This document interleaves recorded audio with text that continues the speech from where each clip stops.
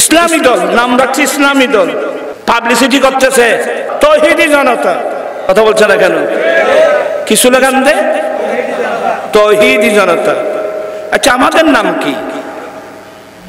কোরআন শরীফ তো পড়ে, কিন্তু কোরআনে পাকের ভিতরে কি আছে এরা জানে? দেখেন সূরাতুল হজ, কোরআন শরীফ একটা সূরা, সূরাতুল হজ। এখানে দেখেন তো আপনি, মিল্লাতা আবিকুম ইব্রাহিম হুয়া সাম্মাকুমুল মুসলিমিন, তোমাদের জাতির পিতা ইব্রাহিম, তিনি তোমাদের নাম রাখছে মুসলমান। তো আমাদের নাম কি রাখা হলো এটা অনেক মৌলবী জানে না। আমাদের পাবলিসিটি হবে প্রিয় মুসলিম জনতা। মুসলিম বললে এখানে তৌহিদও আছে, এখানে রিসালাতও আছে। আপনাকে আমি কি কথাগুলো বুঝাতে পারছি? আচ্ছা, আমার রাসূল কি বলছেন? কুল ইন্না সালাতি ওয়া নুসুকি ওয়া মাহইয়ায়া ওয়া মামাতি লিল্লাহি রাব্বিল আলামিন লা শারীকা লাহু ওয়া বিযালিকা উমিরতু ওয়া আনা আফযালুল মুসলিমিন। আল্লাহ বলে, হে রাসূল আপনি বলে দেন, নিশ্চয় আমার নামাজ, আমার কোরবানি, আমি নবীর হায়াত, আমি নবীর ইন্তেকাল সবগুলো একমাত্র রব্বুল আলামিনের জন্য, যার কোনো অংশীদার নেই। এই বিষয়ে আমাকে নির্দেশ দেওয়া হয়েছে, আমি সর্বপ্রথম মুসলমান। আমি কয়টা আয়াত বলবো? মিল্লাতা আবিকুম ইব্রাহিম হুয়া সাম্মাকুমুল মুসলিমিন, তোমাদের বাবা ইব্রাহিম আলাইহিস সালামের মিল্লাত, তিনি তোমাদের নাম রাখছে কি? মুসলমান। এখন নামও ভুলে গেছে, মুসলমানকে নাম রাখছে।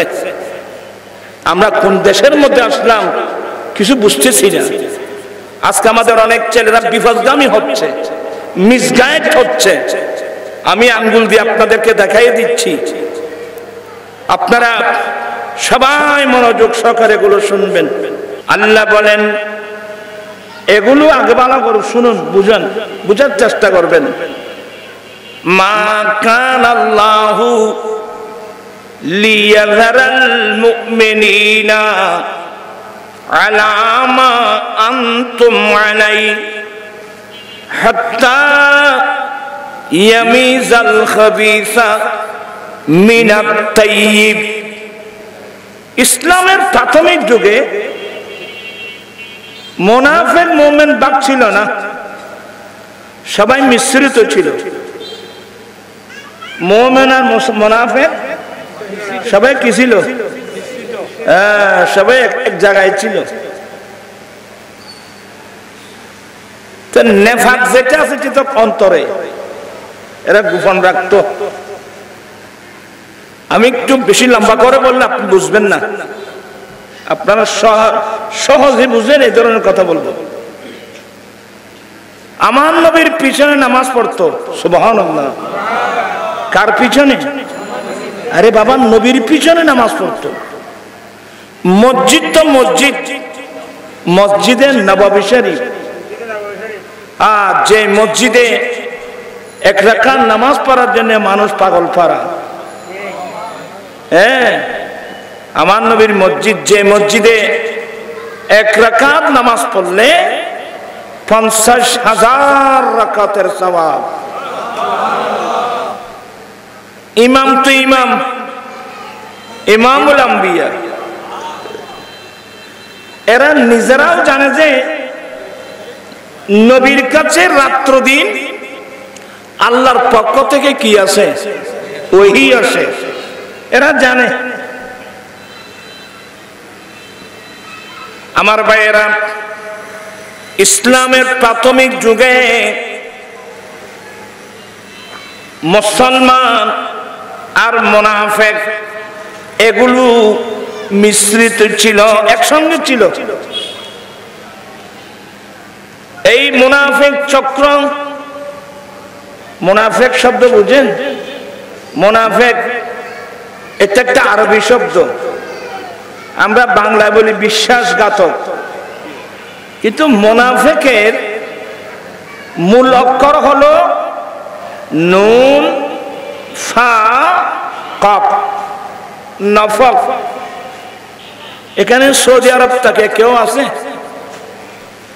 আপনি আল্লাহর ঘরে হেরমের পাশে যে সুড়ঙ্গ আছে না, পাহাড় কেটে যে সুড়ঙ্গ, গ্রামের টেনেলের মতো আর কি, পাহাড় কেটে যে সুড়ঙ্গ, এই সুড়ঙ্গের উপর আরবিতে লেখা আছে নফক, নুন ফা কাফ, নফক। নফক মানে আরবিতে ওই সুড়ঙ্গকে বলা হয় যেই সুড়ঙ্গের মুখ কয়টা? দুইটা, এক মুখ দিয়ে ঢুকে আর এক মুখ দিয়ে কি হয়? আমি কি বুঝাতে পারছি? আবার আরবি ডিকশনারি পড়লে দেখবেন আমাদের দেশে শ্রীগাল আছে না, যখন মাথা নিয়ে গুনিয়া তোরা ইয়েল নসি না, শ্রীগালের গর্তকেও আরবিতে নফক বলা হয়, কারণ শ্রীগালের গর্তের মুখ কয়টা? দুইটা, এক দিক দিয়ে ঢুকে আর এক দিক দিয়ে বের হয়। আপনি যদি বলেন যে হ্যাঁ শ্রীগালে গর্তের ঢুকতে আমি দেখেছি, আপনি মুখের মধ্যে জাল মেরে গোটা দিন রাত বসে থাকলেও সে বলবে তুমি আমাকে দ্বারা মুশকিল, এসে আরেক মুখ দিয়ে ভালিয়ে যায়। ঠিক তো দুরু মুনাফিককে চিনা বড় কঠিন, আর মুনাফিকের শাস্তি বড় মারাত্মক। ফিদ্দারকিল আসফালি মিনান নার, জাহান্নামের একেবারে নিচতলায় থাকে মুনাফিকের ঠিকানা। মুনাফিক বড় মারাত্মক। কাফের মুশরিক দ্বারা ইসলাম মুসলমানের যে ক্ষতি হয়েছে তার চেয়ে বেশি ক্ষতি হয়েছে এই মুনাফিকের দ্বারা। তো ওরা কি করত? এটা বেশি লম্বা করলে দেরি হয়ে যাবে। আমার নবীর দরবারে ওরা মসজিদে নবী শরীফে থাকতো, আমার নবীর পিছনে নামাজ পড়তো।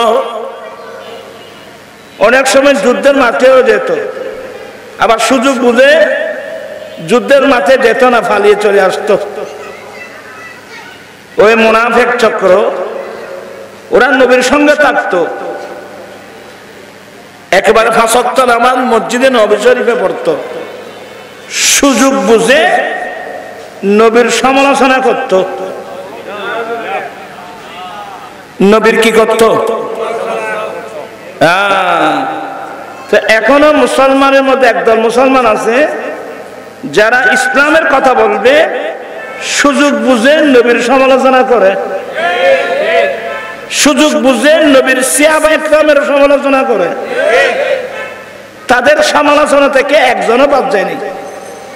সিদ্দিক আকবর বাদ যায় নাই, ফারুক আজম বাদ যায় নাই, ওসমান জিন্নুরান বাদ যায় নাই, মাওলা আলী শের খোদা বাদ যায় নাই, কোন সাহাবা তাদের আক্রমণ থেকে বাদ যায় নাই।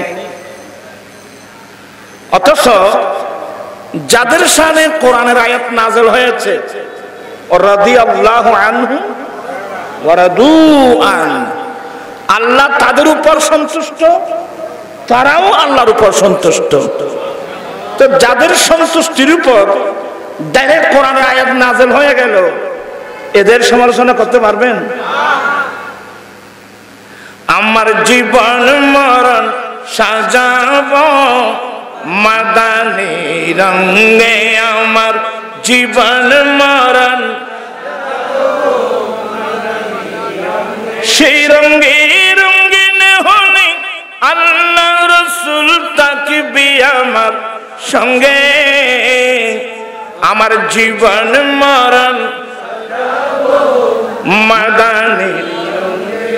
আল্লাহ পাক সবাইকে মাহবুব নবীর খাঁটি উম্মত হওয়ার আল্লাহ আমাদেরকে তৌফিক দান করে। রাসূল করিম সবাই বলুন সাল্লাল্লাহু আলাইহি ওয়াসাল্লাম সাহাবায়ে কেরামদেরকে নিয়ে মসজিদে নববী শরীফের তালিম দিচ্ছেন। আপনারা যেভাবে বসছেন স্যার দোকানই বইছেন আমাদের মতো পারিবেনি, তোমরা বইতে পারিবেনি স্যার দোকানই বইছ। এখানে কষ্ট দিই মাই আয় বেশি দেখতে না বাবি আসিতে চাইনি তোমার একটা লাইন করতে পারিনি। এটা হল আমার রসুলের সুন্নত। কষ্ট দিলাম আর কি আপনাদেরকে, কষ্ট নাই। কিন্তু নজরুল বলতেছে যে দুঃখ যাদের জীবন গড়া তাদের আবার দুঃখ কিসের, একটু খেয়াল করলে হয়ে যাবে।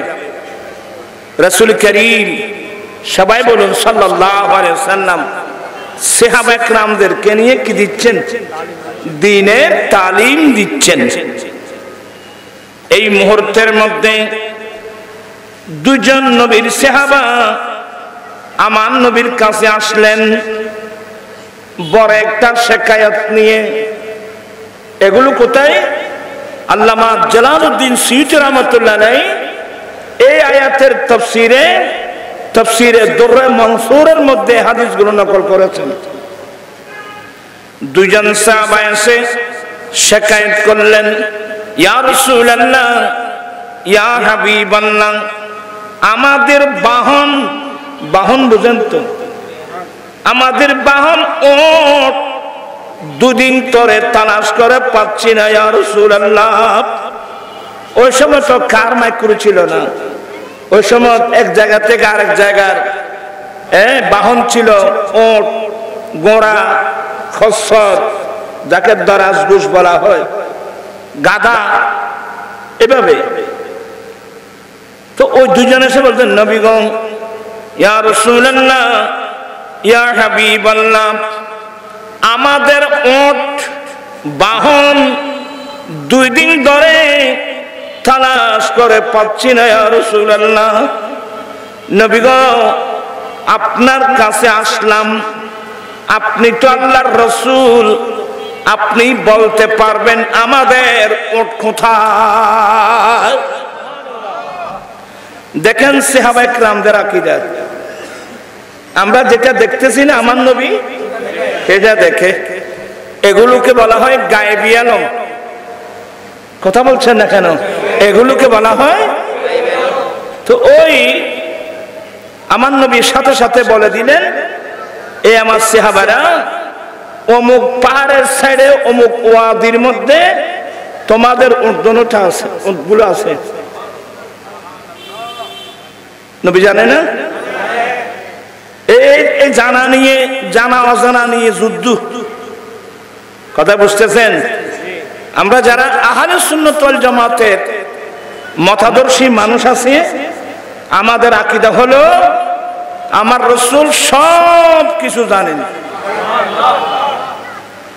কারণ কে জানিয়েছেন? আল্লাহ।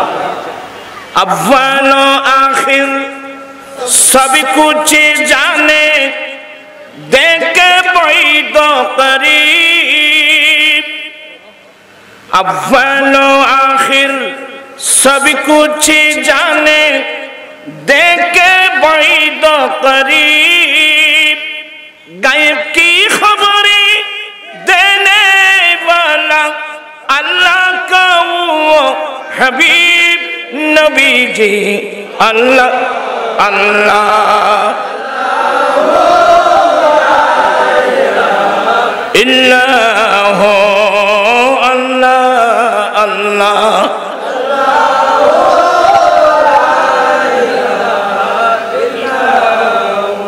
আমাদের আকীদা সৃষ্টির শুরু থেকে শেষ পর্যন্ত সব কিছু আল্লাহ আমার রাসূলকে জানিয়ে দিয়েছেন।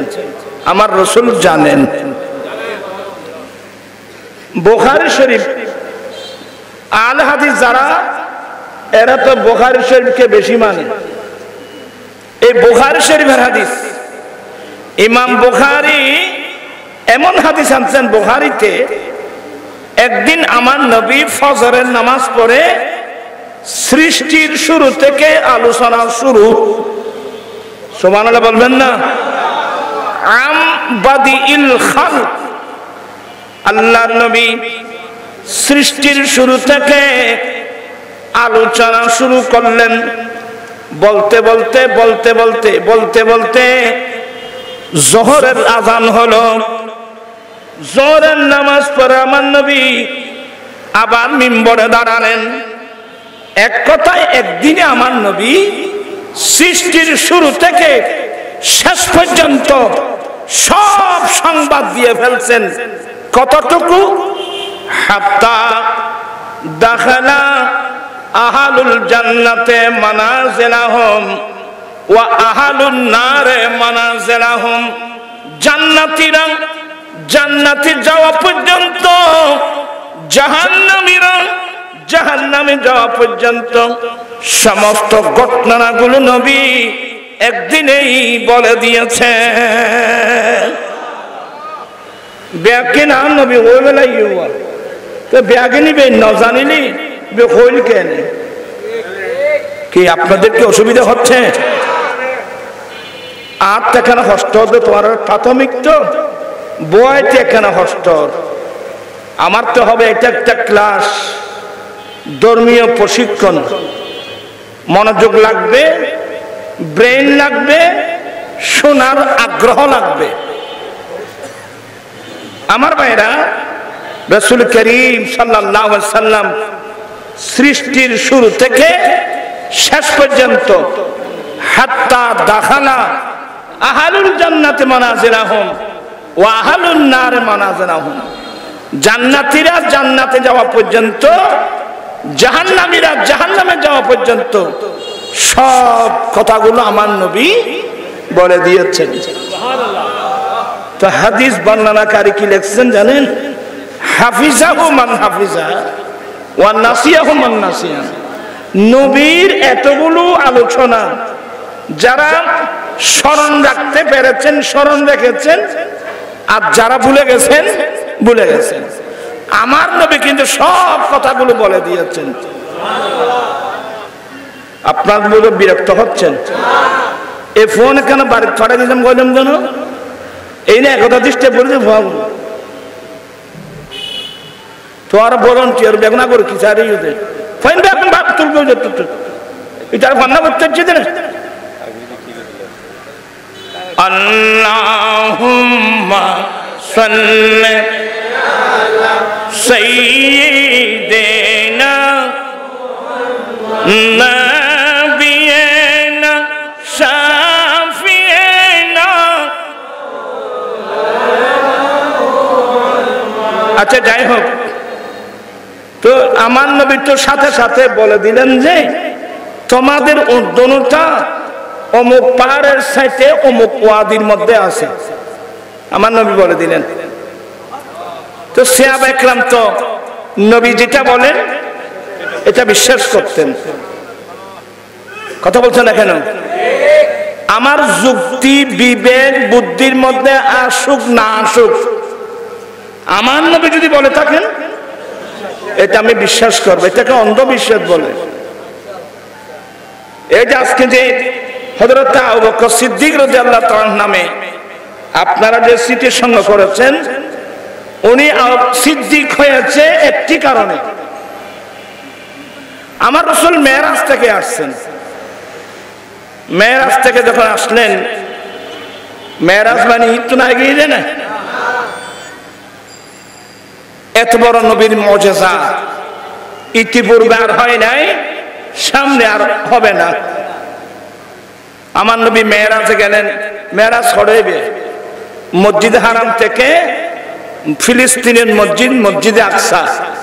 ওখান থেকে প্রথম আসমান, দ্বিতীয় আসমান, তৃতীয় আসমান, চতুর্থ আসমান, পঞ্চম আসমান, ষষ্ঠ আসমান, সপ্তম আসমান। এরপরে সিদরাতুল মুনতাহা। এরপরে সিদরাতুল মুনতাহা জিবরিলের যাত্রা শেষ, ইসরাফিল ইসলামের যাত্রা শেষ, মিকাইল ইসলামের যাত্রা শেষ, বোরাকের যাত্রা শেষ। ওখান থেকে নিয়ে যাওয়ার জন্য আল্লাহ আমার নবীর জন্য রফ রফ ফাটিয়েছেন। আর উপরে গেলেন, তো উপরে আল্লাহ নিয়ে গেলেন। ওখান থেকে আমার রাসূল আসলেন। আমার নবী এই ঘটনাটা প্রথমে আমার নবীর আপন চাচাতো বোন উম্মে হানিকে বলে দিয়েছেন। কারণ এটা আমার নবী তো যেতেই তো মেহানি করতে গিয়েছে। ও মেহানি বলে, আর হুজুর এই কথাটা আপনি কাউকে বলবেন না, এগুলো কেউ বিশ্বাস করবে না।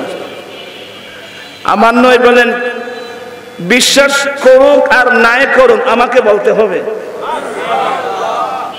আমার নবী ঘোষণা দিলেন, আল্লাহর গুরখানায় কাবার সামনে ফজরের নামাজের পরে ঘোষণা দিতে দেরি, মুহূর্তের মধ্যে কথাগুলো কাফের আবু জেহেলের কানে চলে গেল। আবু জেহেল, আবু লাহাব এদের কানে চলে গেল। তো বিশেষ করে আবু জেহেল, যার নাম আমর বিন হিশাম, সেই একেবারে লাফালাফি শুরু করলো, এই বাইফুতুরা আটকাইবে ফয়েন ফাইগে আর বাইফুতিবের বাজাইবের পথ আর কি আমরা পেয়ে গেছি, আটকানোর পথ পেয়ে গেছি। একেবারে চিল্লা চিল্লি করতেছে, খানায় কাবার সেহেনের মধ্যে মানুষগুলো জড়ো হয়ে গেছে। কি হলো কি হলো? আরে বলে কি হলো না, এই মুহাম্মদকে তোমরা নবী মানতেছো? সেই নাকি গত রাত্রে এই মসজিদে হারাম থেকে মসজিদে আকসা, ওখান থেকে আসমান থেকে আমরা 14 গোষ্ঠী দেখি নেই, কিন্তু মসজিদ আকসা তো আমরা চিনি। যেতে লাগবে 1 মাস, আসতে লাগবে 1 মাস। এই মুহাম্মদ নাকি গত রাত্রে গেলেন এবং এসে গেছেন। এটা কি গ্রহণযোগ্য? এটা কি বিশ্বাসযোগ্য? আবু জেহেল মনে করছিল সে একটা বিরাট পয়েন্ট পেয়ে গেছে, একেবারে চিল্লাচিল্লি শুরু করলো। করতে করতে সামনে যখন যাচ্ছেন, ওদিক থেকে হযরত আবু বকর রাদিয়াল্লাহু তাআলা আসতেছেন। ও আবু বকর, তাল তাল তাল। বলে কি রে, কি হলো আজকে সকালবেলায়? বলে ইনাকে তুমি নবী মানতেছো? সে তোমার নবী। আজকে সকালবেলা থেকে কি বলা বলি করতেছে জানো? বলে কি বলছে? আরে ভাই, উনি নাকি গতকাল রাতের বেলায় মসজিদ হারাম থেকে মসজিদ আকসা গিয়েছেন, ওখান থেকে প্রথম আসমান, দ্বিতীয় আসমান। আরে ভাই, আমরা আসমানি জগৎ তো আমরা দেখি নেই, কিন্তু ফিলিস্তিনটা আমরা চিনি। যেতে লাগবে 1 মাস, আসতে লাগবে। মুহাম্মদ নাকি গত রাত্রে গিয়েছেন এবং এসে গেছেন। এটা কি গ্রহণযোগ্য? আবু বকর বলেন, সিদ্দিক আকবরের নাম কি জানো না? এনেন বাতদেরি, ওনার নাম আব্দুল্লাহ, আব্দুল্লাহ ইবনে কুহাফা। কথা বুঝতেছেন? উনি বলছে কি তুমি এভাবে? বলে আমি তো শুনি নেই, আমার নবী যে কথাগুলো বলছেন আমি তো শুনি। আরে ভাই, আমি নিজের কানে শুনছি। আবু জেহেল বলতেছে আমি নিজের কানে শুনছি। বলে আপনি শুনছেন? বলে হ্যাঁ। বলে আমার নবী বলে থাকলে আমি আবু বকর কি করলাম? বিশ্বাস করলাম। ওদিন থেকে ওনার নাম হয়েছে সিদ্দিক। আমার নবী বলে থাকলে আমরা কি করব? আজকালও কিছু ইসলামী দলের নাম ব্যবহার করে কিছু হুজুর দেখা যায়, এটা অযৌক্তিক। এটা বলে এটা অযৌক্তিক। একটা শব্দ শিখছে, এটা অযৌক্তিক, এটা অযৌক্তিক। কিন্তু ইসলাম তো যুক্তির নাম না, ইসলাম তো কোরআন সুন্নাহর নাম। আমার রাসূল যেটা বলছেন এটা আমার বুঝে আসুক নাই আসুক, আমার নবী বলে থাকলে আমি কি করলাম? বিশ্বাস করলাম। চিৎকার দিয়ে বলেন না সুবহানাল্লাহ। এটাকে অন্ধবিশ্বাস বলতে পারেন আপনি, অন্ধবিশ্বাস। কি বিরক্ত হচ্ছেন? আমরা নবীকে ভালোবাসি তো। কারা কারা ভালোবাসেন একটু হাত? আমি তো আমার নবীকে ভালোবাসি। আল্লাহু আকবার, ইয়া রাসূলুল্লাহ, ইয়া কসম দস্তগি।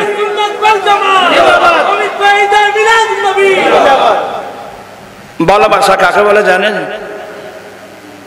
ইমামুল আযম ইমাম আবু হানিফা রাহমাতুল্লাহ আলাইহি মুসনাদে ইমাম আযমে হাদিস এনেছেন। এ ফোনের হইলাম যে তোমার খবর ধরে ফোন লাইভ দিতাম বললাম না না ইনফান আর ফেলা ইনফান এটি বুঝতো না কি না না ইন ও বুঝছে ইন দোষ না আরো ইল্লা ছিলাম তো ইনি কি ঘুরে দিলেন এই দি বয় দাও এই দুগো দরমি কো মানুষ বইন বেতানম বইতো না আসি গে দি ফুয়া ফন্ন হতা হ এবে মারে রাইবে এবে লাস্ট হদি তবর উপর ফেকাট ফাইতো নইবে আর কিছু গরম বইতো না ভাই আল্লাহুম্মা সাল্লি আলা সাইয়্যিদিনা নাবিয়িনা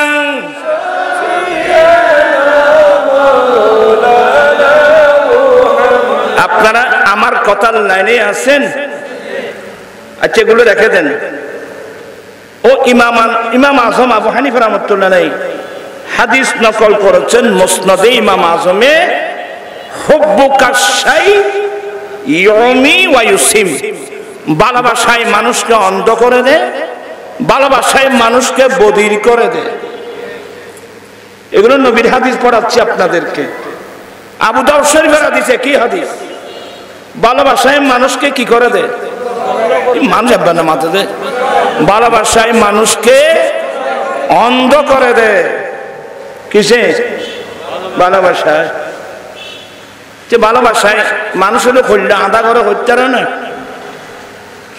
টাইম খদ্দ রই যাবা হয়তো অসুস্থ মানুষ হয়তো হচ্ছেন না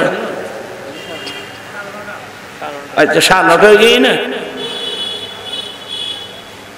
আচ্ছা না কথা বাড়ালে দেরি দিল ভালোবাসায় মানুষকে কি করে দেয় অন্ধ করে দেয় এটা একটা দর্শন হুব্বুকা শাই ইউমি ওয়া ইউসিম ভালোবাসায় মানুষকে অন্ধ করে দেয় ভালোবাসায় মানুষকে বধির করে দেয়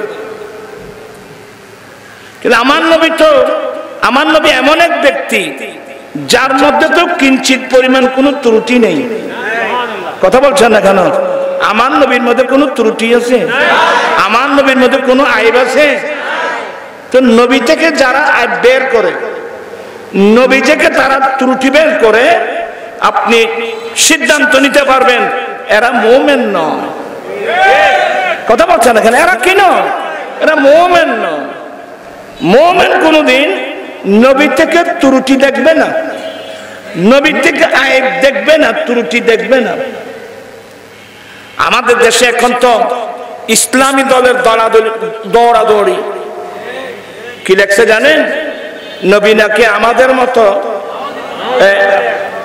নানাইটান নবী নাকি আমাদের মতো দোষে গুণে মানুষ প্রথমে দোষ তারপর গুণ হ্যাঁ আমাদেরকে বলতে পারে আমরা দোষে গুণে মানুষ তো আমার নবী আমাদের মতো দোষে গুণে মানুষ লা হাওলা ওয়ালা কুওয়াতা ইল্লা বিল্লাহ যারা নবী থেকে দোষ দেখে এরা মুমিন নয় এরা মুনাফিক আমার নবীর মতো কোন ত্রুটি আছে সারা কায়নাত যার পাগল ऐसी कुदरत ने तेरी सूरत सवारी या रसूल दोनों आलम को हुई शक्ल प्यारी या रसूल আমার ভাইরা নবীর ত্রুটি বের করার জন্য আল্লাহ বলে নাই আল্লাহ বিশ্ববাসীকে নির্দেশ দিয়েছেন তোমরা আমার নবীর ইত্তেবা করো তোমরা আমার নবীর অনুসরণ করো আমার নবীর আদেশ নিষেধ মেনে চলো আল্লাহ যার অনুসরণের কথা বলছেন আর সে বসে বসে ওই নবী থেকে কি বের করে দেখেন তার মধ্যে ঈমান কতটুকু আছে দোয়া করব আল্লাহ হেদায়েত নসিব করো আমি আর এদিক সেদিক যাচ্ছি না মূল কথায় আসেন আমার নবী বলে দিলেন এ আমার সাহাবা তোমাদের ওট দোনোটা পাহাড়ের অমুক ওয়াদির মধ্যে আছে আমার নবী মুহূর্তের মধ্যে বলে দিলেন ওই দুজন সাহাবা নবীর কথা বিশ্বাস করে ওই দিকে চলে গেলেন। তোরা আর মিটেছ, এটারা মিটে চাইল আপান কি এটা তোমার কি হাম তোমার আর নতুন মিটি বইটা হয়। ওই সে আবার দুজন চলে গেল, কিন্তু ওই নবীর মজলিসে কয়েকজন মানুষ পিছনে বসে, ওই আগে বলছিলাম এমন কিছু মানুষ ছিল নবীর পিছনে নামাজ পড়তো, কিন্তু সুযোগ বুঝে আমার নবীর সমালোচনা করত।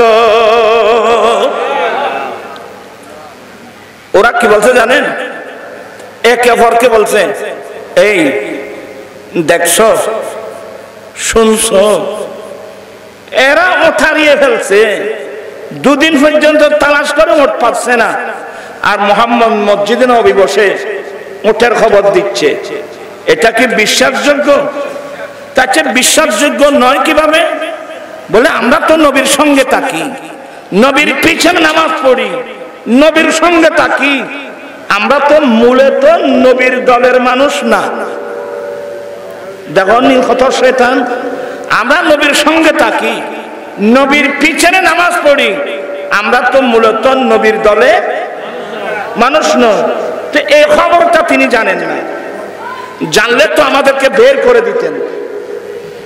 না জানা এক জিনিস, বের না করা ওই একটু মন গভীর মনোযোগ সহকারে শুনতে হবে। এদের লজিক কি? আমরা নবীর সঙ্গে থাকি, নবীর পিছনে নামাজ পড়ি, হ্যাঁ, কিন্তু আমরা তো মূলত নবীর দলে নয়। এ খবরটা তিনি জানে না, তো উঠের খবর কোথেকে থাকবে? এই ধরনের যুক্তি বর্তমান যুগের অনেক হুজুররাও দেয়। কথা বলছে না কেন? তাদের এই সমালোচনা এটা আমার নবীর কানে এসে গেল। এগুলো বুখারীর হাদিস। আপনারা যারা বুখারী বেশি, আমরাও মানি।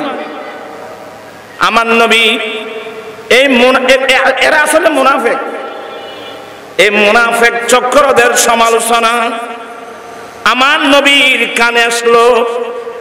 আমার নবী রাগান্বিত হয়ে মসজিদে নবীর মিম্বরে দাঁড়ালেন। এই তোমাদের কি সমালোচনা আমার কানে আসলো? আমার কাছে ওঠের খবর আছে, তোমাদের খবর নেই। আমার সঙ্গে থাকো, আমার পিছনে নামাজ পড়ো, তোমরা মূলত আমার দলের না, এ খবর নাই। তোমাদের একই সমালোচনা আমার কানে আসলো। বড় মজার ব্যাপার কি জানেন? বড় মজার ব্যাপার, ওই মুনাফিক চক্র আমার নবীর রাগ উঠাই দিলেন। নবী কি করলেন? তোমাদের কি সমালোচনা আমার কানে আসলো, সেই সত্তার কসম করে বলছি যার কুদরতের হাতে আমি নবীর জান, আমি আল্লাহর কসম করে বলছি, এই মুহূর্তে তোমরা আমার কাছে কার কি জিজ্ঞাসা জিজ্ঞাসা করো। এই তোমরা এই মুহূর্তের মধ্যে কার কি জিজ্ঞাসা আছে জিজ্ঞাসা করো, আল্লাহর কসম আমি সব বলে দেব। আল্লাহু আকবার।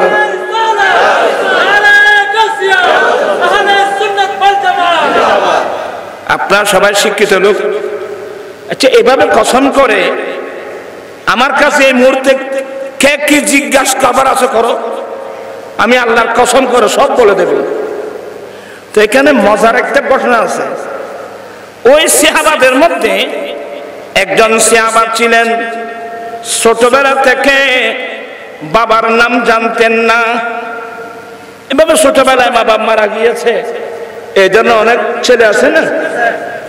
একজন সাহাবা ছিল, বাবার নাম জানতেন না। আচ্ছা কোন ছেলে যদি বাবার নাম না জানে, বন্ধু বান্ধব তাকে রাখবে? তাকে কথা বলতে দিবে না। হেই তুই বাবার নাম জানিস না, তুই কি বলতেছিস? ওই একজন সাহাবা ছোটবেলা থেকে বাবার নাম জানতেন না। ওই মুনাফিক চক্র নবী রাগ উঠাই দিলেন। আমার নবী ঘোষণা দিলেন, সেই সত্তার কসম করে বলছি যার কুদরত রাতে আমি নবীর জান, এই মুহূর্তের মধ্যে তোমরা আমার কাছে কি জিজ্ঞাসা করবা করো, আমি আল্লাহর কসম সব বলে দেব। ওই সিয়াবা বলে এই সুযোগে আমি আমার বাবার নামটা জিজ্ঞাসা করি। সুবহানাল্লাহ বলবেন না? এগুলো বুখারীর হাদিস, আমি কিস্তা কাহিনী বলতেছি না। মান আবি ইয়া রাসূলুল্লাহ, নবী গো আমার বাবার নাম কি? আমার নবী চিন্তা ভাবনা ছাড়া বলে দিলেন আবুকা হুযাফা, তোমার বাবার নাম হুযাফা, তোমার নাম আব্দুল্লাহ, তোমার বাবার নাম হুযাফা। আরেকজন জিজ্ঞাসা করলেন, আমার নবী মুহূর্তের মধ্যে বলে দিলেন। নবীর অবস্থা দেখে ফারুক আজম ভয় পেয়ে গেলেন। নবীর রাগ ফানি করার জন্যে নবীর সামনে এসে কি বললেন, রাদিতু বিল্লাহি রাব্বা ওয়া বিল ইসলামি দীনা ওয়া বি মুহাম্মাদিন সাল্লাল্লাহু আলাইহি ওয়াসাল্লাম নবিয়্যাও ওয়া রাসূলা। ইয়া রাসূলুল্লাহ, আল্লাহ যে আমাদের রব, রাদিতু বিল্লাহি রাব্বা, আল্লাহ যে আমার রব, এটার উপর আমি সন্তুষ্ট, এটার উপর আমি সন্তুষ্ট। ওয়া বিল ইসলামি দীনা, ইসলাম যে আমাদের ধর্ম, আমাদের জীবন বিধান, ইসলাম যে আমাদের ধর্ম, আমি সেটার উপর রাজি। ওয়া বি মুহাম্মাদিন সাল্লাল্লাহু আলাইহি সাল্লাম নবিয়্যাম ওয়া রাসূলা, মুহাম্মদ সাল্লাল্লাহু আলাইহি সাল্লাম আল্লাহর নবী এবং রাসূল, সেটার উপর আমি সন্তুষ্ট। আমার রাসূলের রাগ কি হয়ে গেল? ইন্নামা থেকে মানুষ এখানে আমার নবীর রাগ ফানি হয়ে গেল। সুবহানাল্লাহ বলবেন না? নবীর গায়েবী আলম নিয়ে মাঝে মাঝে নবীর গায়েবী আলম নিয়ে সমালোচনা করে, এগুলো তো ওই যুগের কারা করত।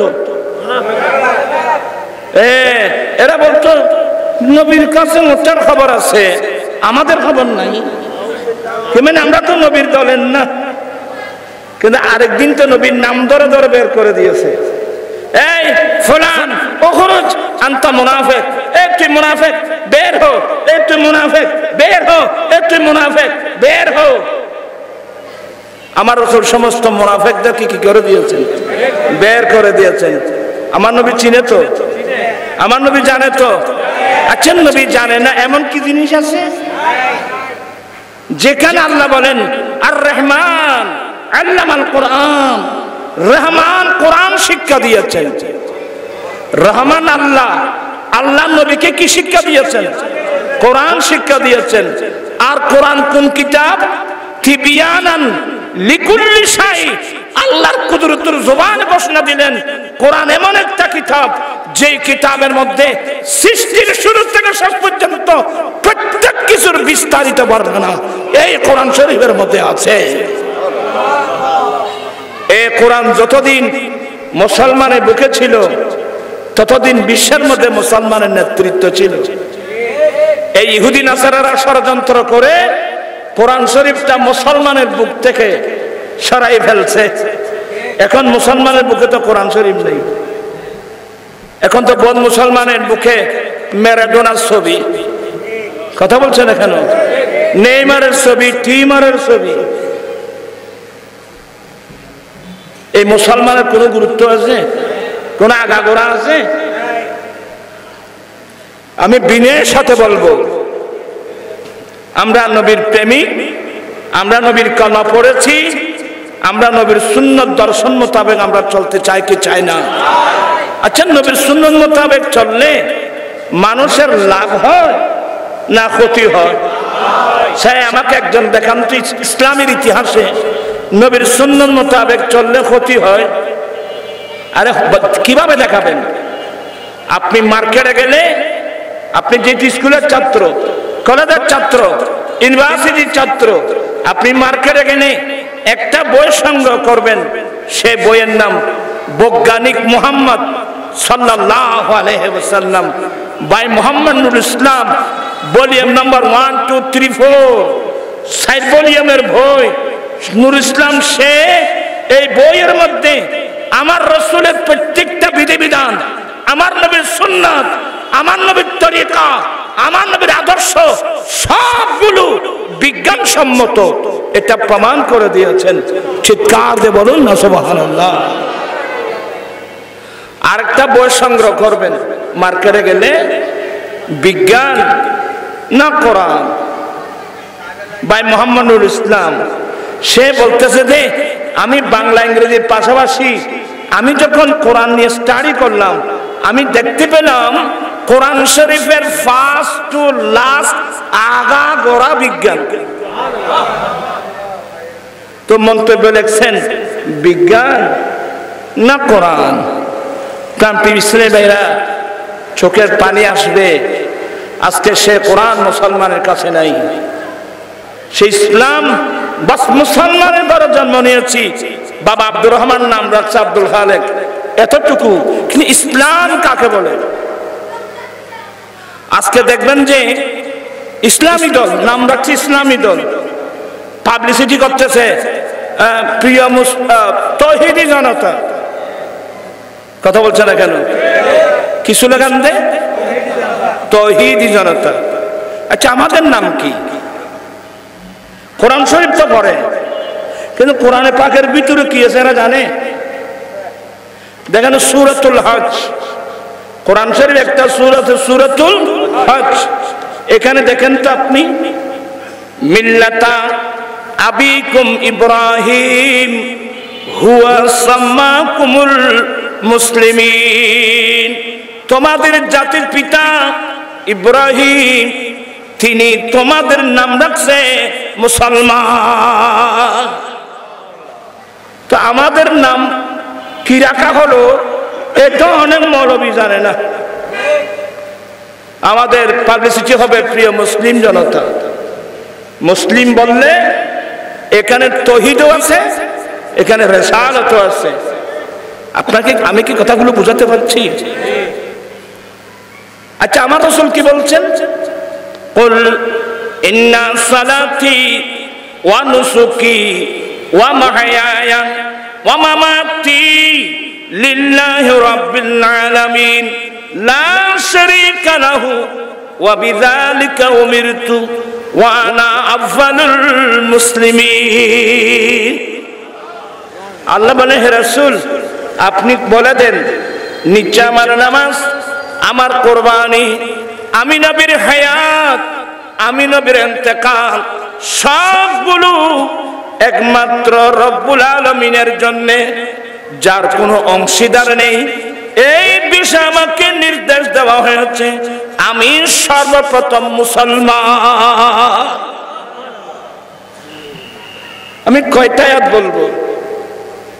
মিল্লাতা আবিকুম ইব্রাহিম হুয়া সাম্মাকুমুল মুসলিমিন, তোমাদের বাবা ইব্রাহিম আলাইহিস সালামের মিল্লাত, তিনি তোমাদের নাম রাখছে কি? মুসলমান। এখন নামও ভুলে গেছে, মুসলমানকে নাম রাখছে। আমরা কোন দেশের মধ্যে আসলাম কিছু বুঝতেছি না। আজকে আমাদের অনেক ছেলেরা বিপথগামী হচ্ছে, মিসগাইড হচ্ছে। আমি আঙ্গুল দিয়ে আপনাদেরকে দেখাই দিচ্ছি, আপনারা সবাই মনোযোগ সহকারে এগুলো শুনবেন। আল্লাহ পাক সবাইকে কোরআন বুঝার, সুন্নাহ বুঝার আল্লাহ আমাদেরকে তৌফিক দান করো। আচ্ছা আমার নবীর সুন্নাহ মোতাবেক চললে কোনো সমস্যা আছে? সে একজন মানুষ বলেন তো নবীর সুন্নাহ মোতাবেক বললে আমার সমস্যা আছে?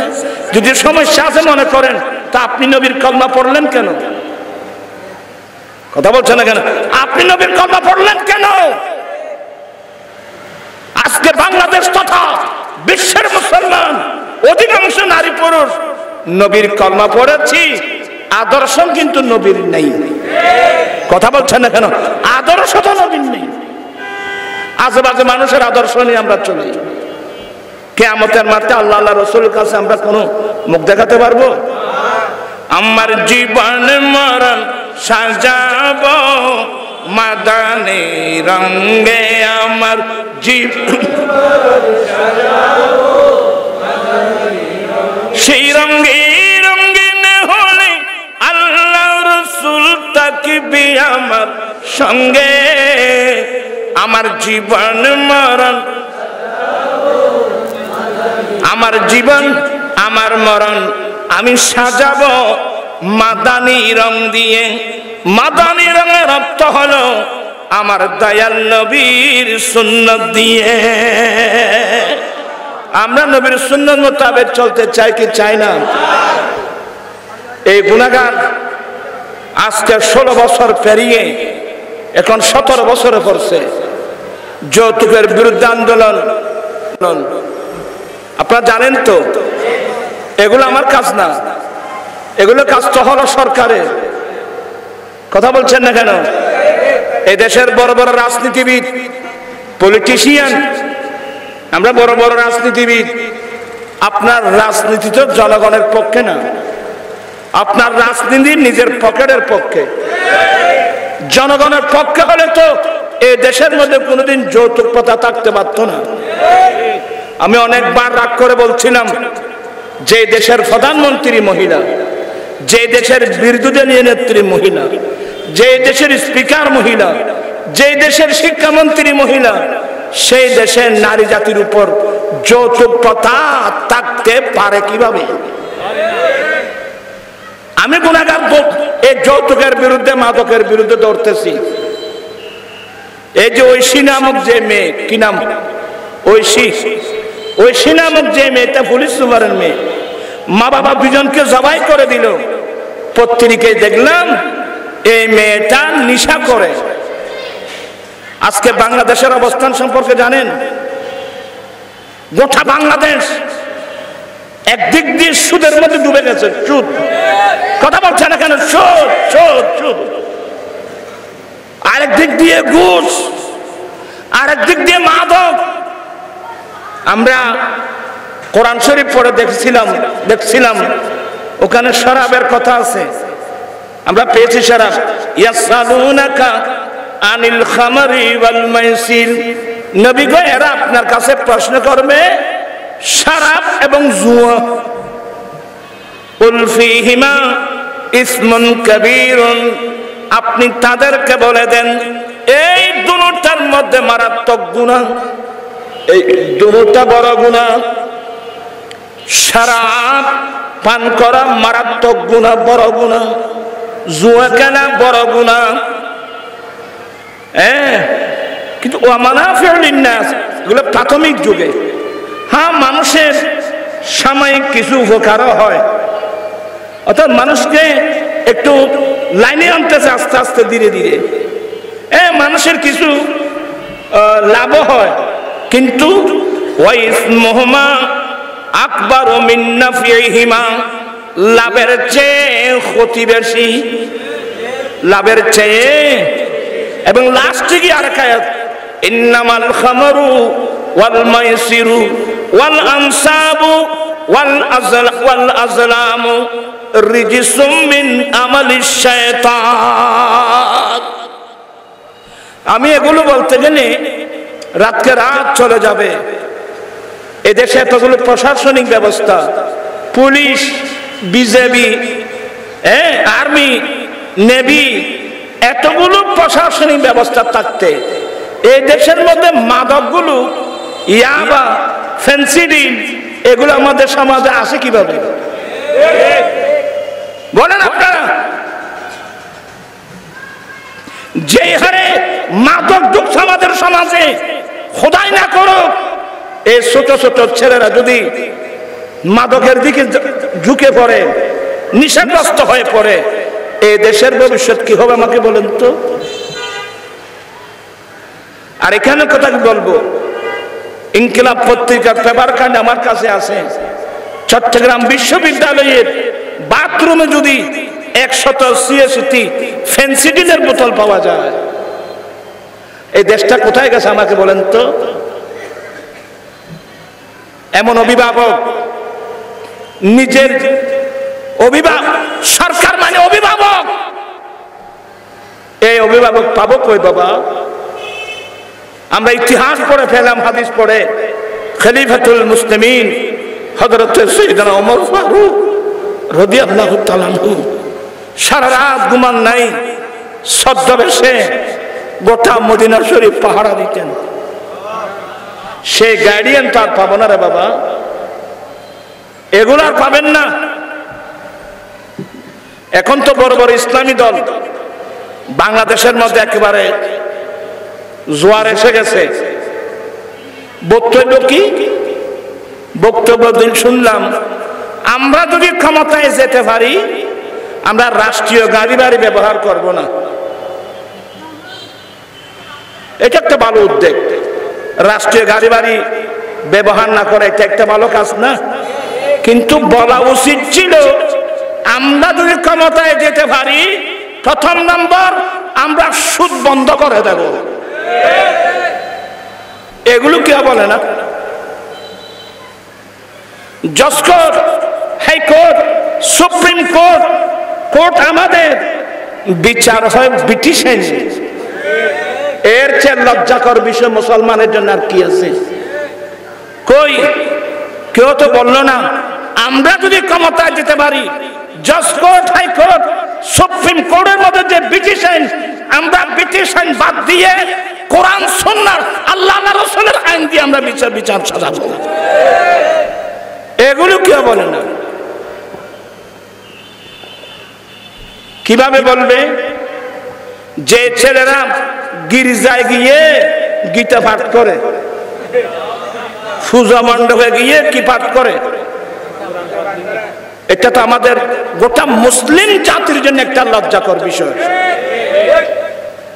আপনার সবাই যারা স্কুল কলেজের ছাত্র আছেন, আমি খুব বিনয়ের সাথে বলছি, কোন মুসলমান গীতা পাঠ করার কোন পারমিশন আছে? আমি আপনাদেরকে দেখাই দিচ্ছি। হযরত সাইয়েদনা ওমর ফারুক রাদিয়াল্লাহু তাআলা আনহু আমার নবীর কাছে পারমিশন চেয়েছিলেন, ইয়া রাসূলুল্লাহ, ইয়া হাবিবাল্লাহ, আমি একটা ইনজিল কিতাব পেয়েছি। ইনজিল কিতাব এটা তো আল্লাহর কিতাব, যে কিতাবটা আল্লাহ ঈসা আলাইহিস সালামের উপর নাযিল করেছিলেন। তো ফারুক আযম বলছেন, নবী গো, আমি একটা ইনজিল কিতাব পেয়েছি, তো এটাও তো কার কিতাব? আল্লাহর কিতাব। হুজুর আমি কি একটু পড়ে দেখতে পারবো? আমার নবীর চেহারার রং পরিবর্তন হয়ে গেল। আমার নবী বলছেন, এই ওমর, তোমার জন্য কোরআন শরীফ যথেষ্ট নয় কি? তোমার জন্য কোরআন শরীফ যথেষ্ট নয় কি? কি মানে কোরআন থাকতে এটা যদিও বা আসমানি কিতাব, আল্লাহ কিতাব, কোরআন যখন এসে গেছে এখানে ইনজিল তাওরাত কিতাব পড়ে থাকার আর কোনো সুযোগ নাই। এই কোরআন শরীফ থাকতে যেখানে, কোরআন থাকতে যেখানে আসমানি কিতাব, আল্লাহর কিতাব, ইনজিল জবুর কিতাব পড়ার সুযোগ নাই, তো সে স্থলে তুমি গীতা কিভাবে পাঠ করলে? নিশ্চয় ছেলেরা বিপদগামী হয়েছে, ইসলামের নামে বিপদগামী হয়েছে। কিসের নামে? ইসলামের নামে। আমাদের অনেক হুজুর হিন্দুদের পূজা মণ্ডপে গিয়েছে মানজামা থেকে। আমি ছেলেদেরকে সবাইকে সতর্ক করছি, আমি অনেকবার বলছি কথাগুলো। আমাদের বাড়ির পশ্চিম পাশে হিন্দু ভাড়া, আমরা হিন্দু ভাড়ায় যাই। কেন যাব? হিন্দু ভাড়ায় আগুন ধরছে, আগুন নিভাতে হবে না? আমরা সবাই ঝাঁপিয়ে পড়ব আগুন নিভানোর জন্য। হিন্দু পাড়া, নদীর পাশে হিন্দু পাড়া, নদী এসে তার বাড়িঘর কি ভেঙে দিল, আমরা সবাই যাব তাদের বাড়িঘর রক্ষা করার জন্য, প্রয়োজনে আর্থিক সহযোগিতা দেব, কোনো সমস্যা নেই। সমস্যা আছে? কোনো সমস্যা নেই। আমি তো কোরআন শরীফের আয়াত দিয়ে বলছিলাম, আমার আল্লাহ বলেন, লা ইয়ানহাকুমুল্লাহু আনিল্লাযীনা লাম ইউকাতিলুকুম ফি দীনিকুম। অন্য ধর্মের মানুষ যতক্ষণ পর্যন্ত তোমাদের সাথে তোমাদের ধর্ম নিয়ে যুদ্ধ করবে না, অন্য ধর্মের মানুষ যতক্ষণ তোমাদেরকে তোমাদের রাষ্ট্র থেকে ছাড়িয়ে দেবে না ততক্ষণ পর্যন্ত তাদের সাথে সদ্ব্যবহার করা আল্লাহ নিষেধ করেন না। স্পষ্ট ফয়সালা। অনেক হিন্দুর দোকানে মুসলিম কর্মচারী নেই, অনেক মুসলমানের দোকানে হিন্দু কর্মচারী নেই, অনেক হিন্দু মুসলিম মিলে একসঙ্গে ব্যবসা করে, আছে না? কোনো সমস্যা নেই। কিন্তু পূজা মণ্ডপে যাবে কেন? ধরে নেন আর হুজুর গিয়ে বড় হুজুর বলতেছে আমি শুধু মুসলমান মুসলিম ধর্মের উপদেষ্টা নয়, আমি হিন্দু ধর্মেরও উপদেষ্টা, বৌদ্ধ ধর্মের উপদেষ্টা, নিজে বলতেছে যে আমি বললাম আচ্ছা খুব ভালো হয়েছে, আপনি তো বড় জোর মুসলমানের পাশাপাশি আপনি হিন্দু ধর্মেরও উপদেষ্টা, তো আপনার উপদেষ্টা কি ছিল? ওখানে গিয়ে আপনি কি উপদেশ দিলেন? আপনারা ভালোভাবে পূজা করুন। এটা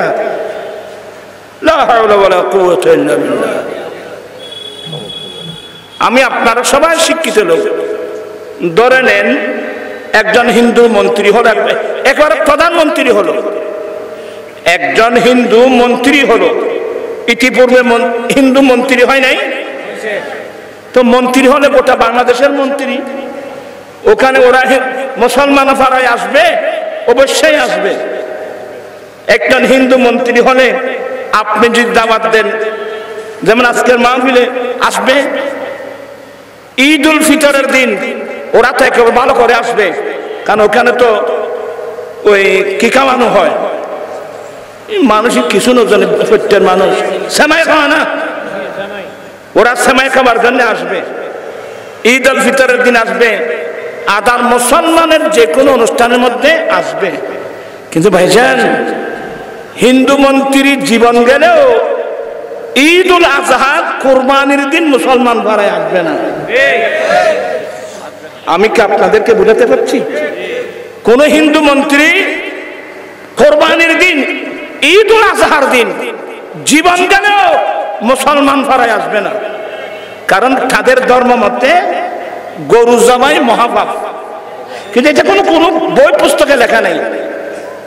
এরপরেও গরু জবাই তাদের জন্য কি মহাপাপ, গরু জবাই তাদের জন্য মহাপাপ। কারণ এ কারণে কোন হিন্দু মন্ত্রী ঈদ উল আজহা কোরবানির দিন মুসলমান পাড়ায় আসবে না।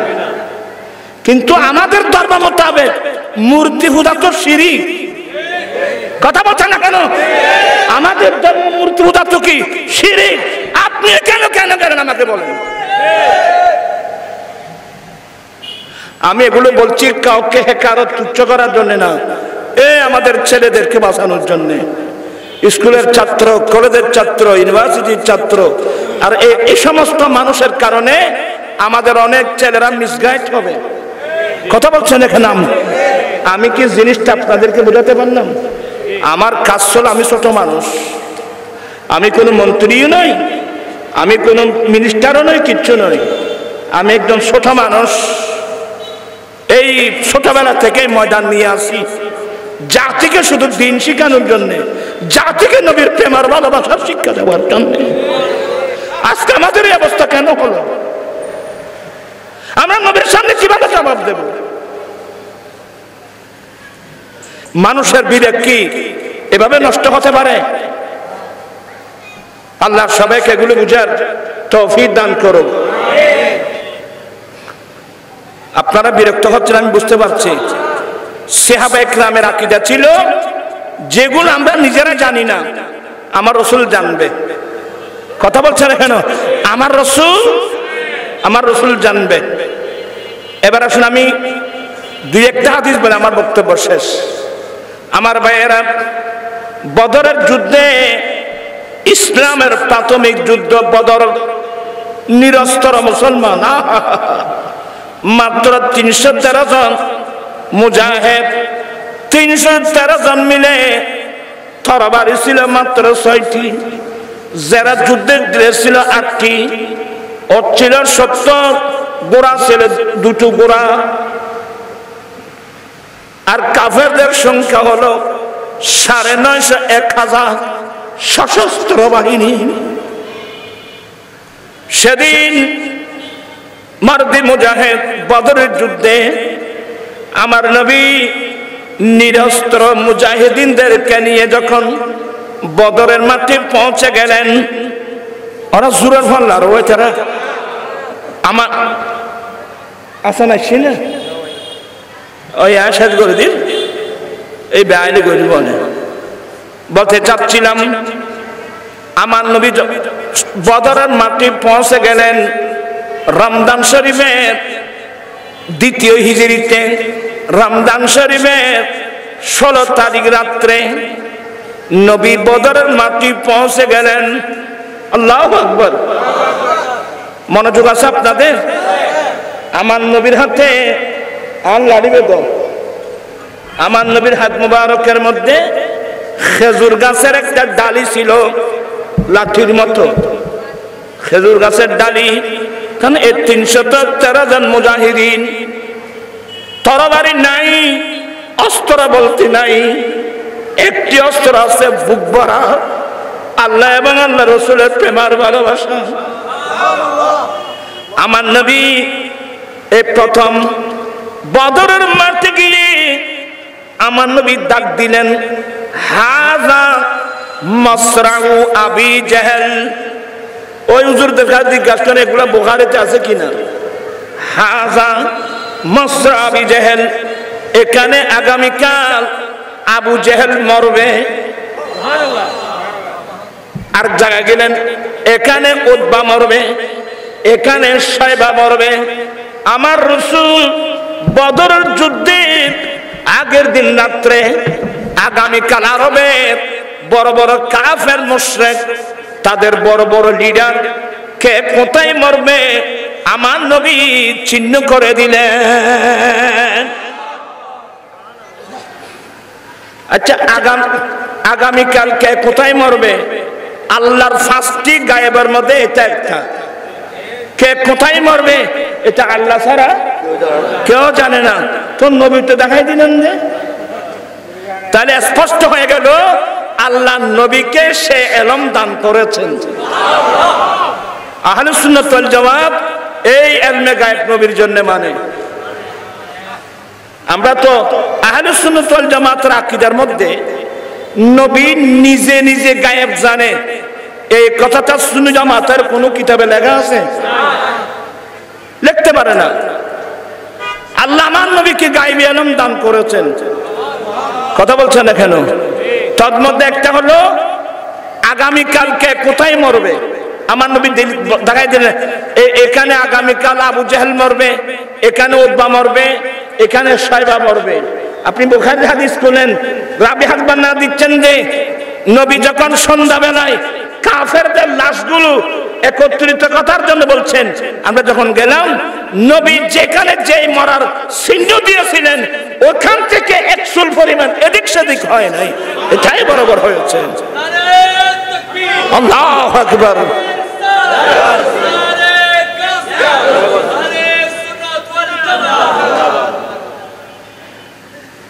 কোরআন সুন্নাহ মোতাবেক আকীদা রাখতে হবে। আলহামদুলিল্লাহ, আল্লাহর বড় শুকর, সুন্নি জামাতের কোন একটা আকীদার মাসলা কোরআন সুন্নাহ বিরোধী কিয়ামত পর্যন্ত কেউ প্রমাণ করতে পারবে না ইনশাআল্লাহ। সুন্নি জামাতের মানুষ আমরা অর্থের দিক দিয়ে গরিব, কিন্তু বুক ফুলিয়ে কথা বলতে পারবে। সুন্নি জামাতের প্রত্যেকটা লিখনি আমার আলা হযরত লিখে দিয়েছেন, কোন বাপ নাই। मैं तो बीमारे नबी हूँ। MBN TV একটি ইসলামিক ইউটিউব চ্যানেল।